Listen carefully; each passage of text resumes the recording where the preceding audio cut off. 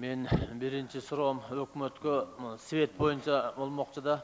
Ушул жалпы эле азыр Бишкектин борборунда көп свет өчүп атат. Анан ушул өзгөчө ушу жан конуштарда аябай көп свет өчүп атат да.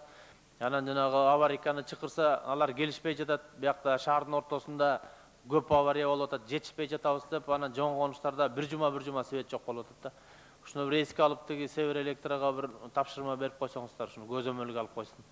Экинчи суроом, мен азыр эме Адакам Адмарчы бир айдан кийин жаз келет эмеспи? Айдоо иштери башталат. Анан ушуга бир өкмөттүн бир жазга даярдыгын бир угуп койсок жакшы болор эле. Солярка кандай чечилип атат, үрөң кандай чечилип атат, техника кандай чечилип атат.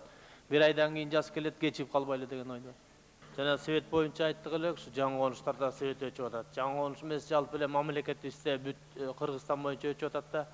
Өткөндө өзүңүздөр көрдүңөр болуш керек, телевизордон көрсөттү. Ош шаарында деле свет жок, роддомду да жаап салыптыр да.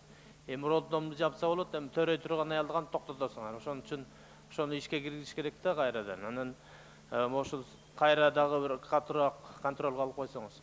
Бизде банк жабылбады, Промстрой банк. Ошол банкта жан конуштарда иштеген подрядный организациялар бар да. Суу, свет, жол, мектеп, детсад салган подрядчиктердин бүгүнкү күндөрү счеттор жабылып, жумуш, курулуш иштерин баары токтоп турат да. Ошону көзөмөлгө алып, ушул жан конуштарда иштеген подряд организациялардын акчаларын котортуп берсеңиздер жакшы болор эле. Мына азыр эми өзүңүз билесиз, 1-сентябрда мектеп ачылыш керек, детсадтар бүтүш керек. Андан тышкары суу жок, свет жок, аякта турмушту оор өзүңөр билесиңер.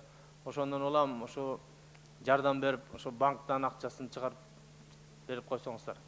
Минфинге биз эми бюджетти бекиткенден кийин ошо Минфин тез арада тиги финансирование ачып берсе, курулуш иштери. Финансирование ачылбайт, курулуш иштерин баары токтоп турат азыр. Мына 4-5 айдан кийин эле 1-сентябрь болот. Балдар мектепке барыш керек, детсадка барыш керек.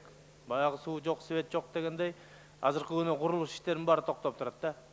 Ошону Минфинге бир тапшырма берип, ошо финансированияны ачтырып көзөмөлгө алып койсоңуз жакшы болот эле.